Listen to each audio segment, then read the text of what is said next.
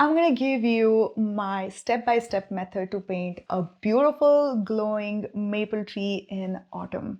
I know autumn is one of the most expressive seasons to paint, but it's also one of the hardest to pull off without turning your beautiful oranges and your reds to mud and without losing all the highlights of the gorgeous, gorgeous colors of fall. So here's what you're gonna learn in today's video. Number one, you're gonna learn how to paint your fall trees using analogous color families so that your vibrant fall colors actually stay vibrant and don't turn to mud on your paper. Second, you're going to learn the subtle technique to maintain the lights and shadows in your trees even as your colors bleed, because you're going to be painting it with my favorite wet and wet technique. Number three, you're also going to learn a really joyful and expressive brush dance and mark making on your paper that's going to make your tree come alive, and it's also going to give your tree a personality. And lastly, you will learn how to paint the shadow of this particular maple tree, but without really overthinking it, with the easiest mark making, and also utilizing watercolors for what this medium is known for, right? Its spontaneity and its playfulness. Welcome to day 4 of the Watercolor Trees and Foliage Challenge, where we are painting watercolor trees in all 4 seasons: spring, summer, autumn, and winter. This one is obviously the autumn tutorial. And this challenge is not just a playlist of YouTube tutorials, it's actually a whole creative experience designed to help you start what you've actually finish what you've actually started. Come on, Trupti, focus. So there's lots of awesome stuff with this challenge. There's a daily companion email series that's going to give you accountability, some bonus painting tips. There's a workbook with an updated supplies list, all that sort of good stuff. So make sure you signed up for the entire experience with the link in the description. And now let's dive into this tutorial because it's really powerful and you're going to start seeing results right away. For those of you guys who love autumn trees just as much as I do, there's no way I was going to make a watercolor trees class and not include a tutorial on how to paint beautiful autumn trees. Now, this autumn tree picture is provided by Lenore. She is so sweet. So this is a red maple tree. Of course, we're all going to paint it together. So we're going to follow the same principles that we used for painting a lush green tree in painting this tree. So again, 3 different values, keeping in mind where the light is coming from. So we'll be placing our highlights, our midtones, and shadows accordingly. Now for this tree, I placed my light source here. So this is how the light was coming just as you can see in Lenore's photos.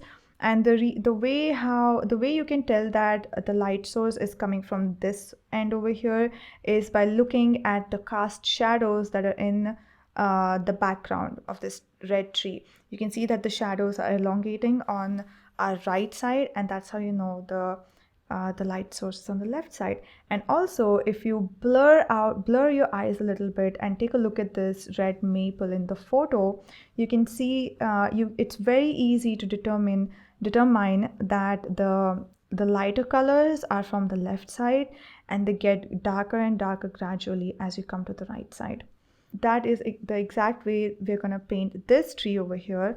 As you can see, I've painted the lighter colors over here and darker colors as we come here. And I also really love the shape that I got here, and I hope that in this tutorial I'm going to get the same shape. And I'll also show you how to make these ruffled edges of the tree foliage in this tree technique. Okay, for my lighter tones and darker tones, I'm going to use a variety of reds and oranges with the colors that I already have in my palette. So I'm going to use a very diluted cadmium red light. All right, I'm just going to mix it here with some cadmium orange here for the lighter tones, the highlights of this tree. And let's just swatch these colors out and see what shades we're getting. So I really like this reddish orange. I might add just a little bit more of this red because the orange is too strong.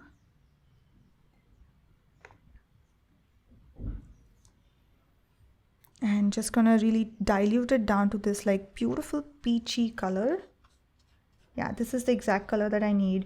And also see how transparent I've made it by adding to a lot of water. So this is the color I want for the lighter tones. And then for the mid-tones, I am going to mix a thicker consistency of this cadmium red light with some quinacridone rose. Now adding quinacridone rose is gonna make it a bit cooler. So we're gonna like move from warmer to cooler to darker colors. So let's check this out. Oh, I love this color for the mid-tones. And for the darker tones, I am going to mix some quinacridone rose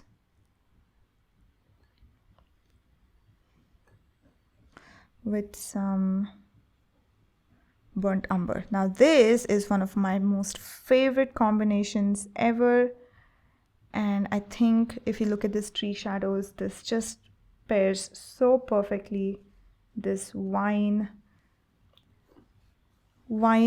color that you get from mixing a beautiful pink, a cool pink like quinacridone rose with a nice warm brown like burnt umber. Right, so these are the colors that we're going to use for our shadows. All right, now that I have my colors mixed, just going to make sure that I mix enough colors so I don't need to like go back and forth and waste any time while I'm painting.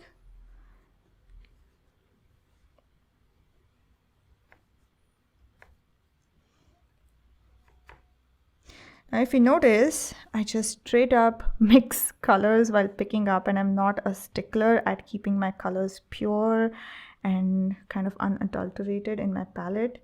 And that's just the kind of painter I am. Very messy, very spontaneous and impulsive, and I think this is the reason why I find watercolors just so appealing. All right, for the branch I'm going to use a mixture of burnt umber and Van Dyke brown. So I already have that mixture, so let's get going. Okay, so for my lighter version, the highlights of the trees, I'm gonna paint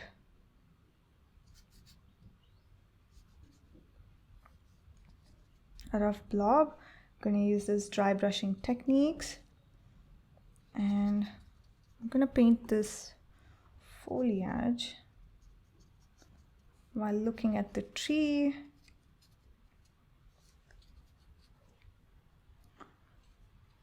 There's no need to hurry at all. While I am painting swiftly, I also know that this paper is gonna keep wet for a long time, and I don't need to rush.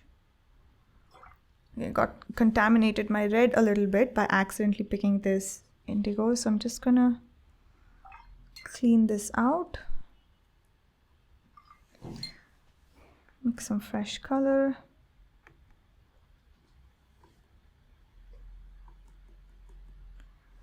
Okay, all right.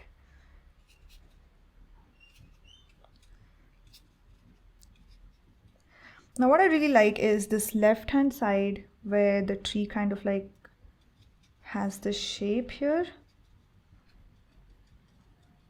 Using the tip of my brush, just gonna pull the shape out here like this, and then we can have another clump of trees right about here. Okay, now again, not overdoing anything. Let's bring in the mid-tones. So I'm going to start dropping the mid-tones right about here. Okay.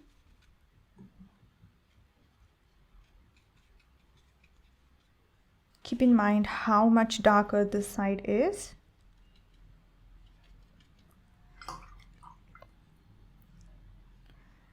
And while I'm at it, I'm gonna pick the first lighter tone here with my brush and just using the tip of my brush and just holding my brush a little bit at the back.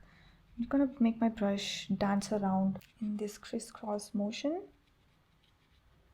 like so. If anyone watches Tabitha Brown on Facebook or TikTok or Instagram, I love how she says, like so, like that. So we're just gonna dance our brush on the edges, like so, like that. Okay, I love Tabitha Brown, you guys. I love her sunny spirit. So I'm gonna use my midtones to dance my brush here a little bit. Okay, and then straight up with my darker tones and start placing them here at the base. Now you want to remember that this has to be a thicker consistency. The darker and darker you go with your tones, the thicker and thicker your paint consistency is going to be. Okay, you can even make it a bit more darker. There's no harm in that.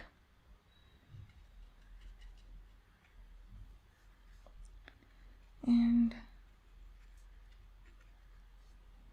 man, I love this. I love how this tree is turning out. This is really good. Okay. Now enough with this. We have a good variation of lights and darks here. I could place a few more mid-tones here just to kind of balance it out. Maybe a few dark tones here.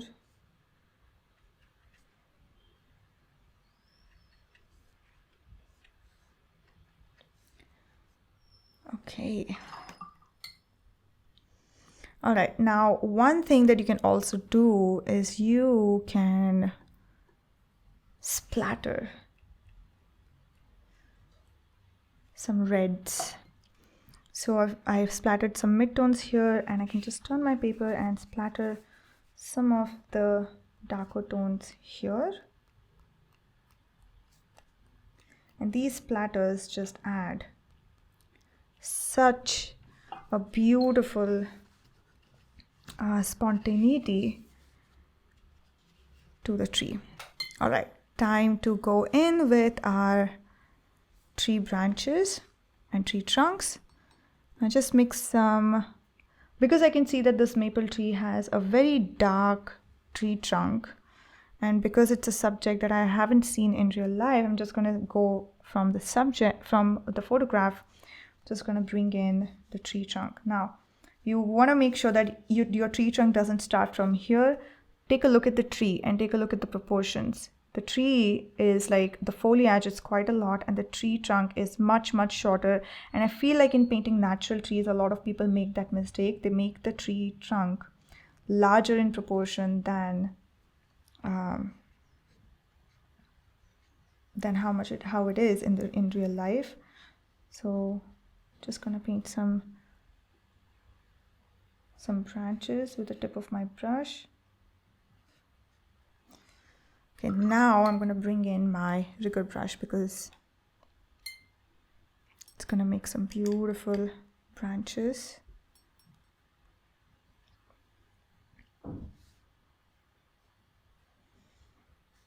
Okay, taking a look at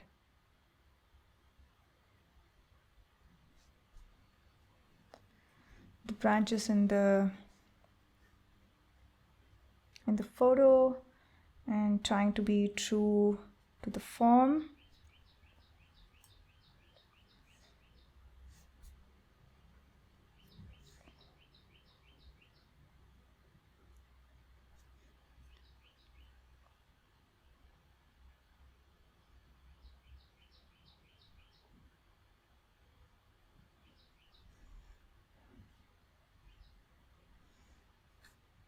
Okay, I love how this is turning out.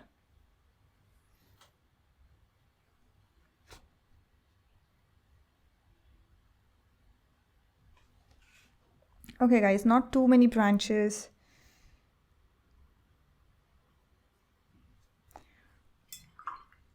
All right, so this just turned out to be the most joyful, beautiful tree that I've ever painted. Sometimes what I kind of like doing is just taking some clear water on my brush and just lifting some of the colors off, just to kind of make sure that the highlights are still maintained. And some final touches here and there.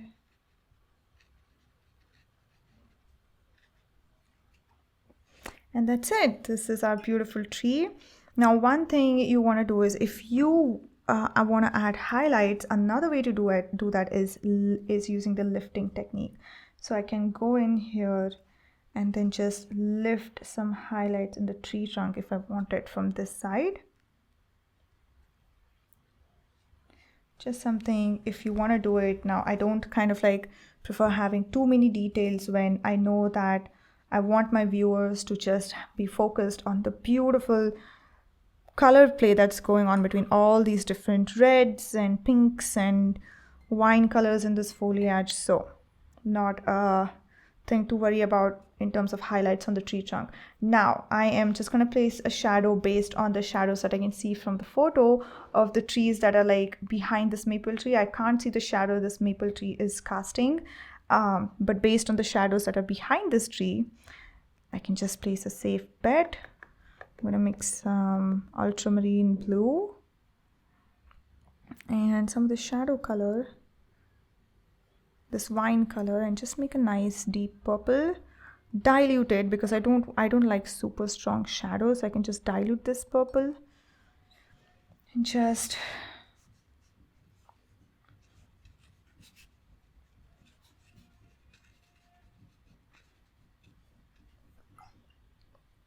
make a nice wet on dry shadow. And as you can see, I pulled some wine color from the splatters into the shadow, which is great because now I just got a nice, lovely, dynamic looking shadow. And I love that. I love having some reflected color of my subject in my shadows, and it just makes my painting look a lot more lively and spontaneous. As you can see here, I'm just chuffed. I am absolutely chuffed at how beautiful this tree is looking, you guys. And I just dropped in some brown color so it can seep into the shadow as well, and everything looks connected now. The shadow is connected with my subject. It's all kinds of beautiful. So I really hope you enjoyed painting this beautiful red maple tree. And you guys, for those of you who have the privilege of witnessing autumn around you, please be grateful. Take a moment to be grateful of being witness to this magic and the color play that you get to see. Okay, so I hope you enjoyed painting that beautiful autumn tree. And really, you can use any autumn colors to paint that tree. So you know the drill. Your homework is to share the tree that you've painted today inside of the Blue Pine Arts free Facebook group, our creative club. And also, if you have any questions, feel free to ask, because there are a lot of other watercolor artists over there as well who would love to help you. Just use the hashtag ask in your post when you're sharing this. And if you don't have the link yet, or if this is like the first video that you're watching, then this whole challenge experience, including the link to our private Facebook community, is in the description. So go grab it so that you have the whole experience with the companion emails and the workbook and all of the stuff. And also go check out the companion email that has landed in your inbox if you've signed up for the whole challenge experience, because that's going to have some more painting tips and a lot of goodness in them. And I will see you over in the next video. Until then, happy painting.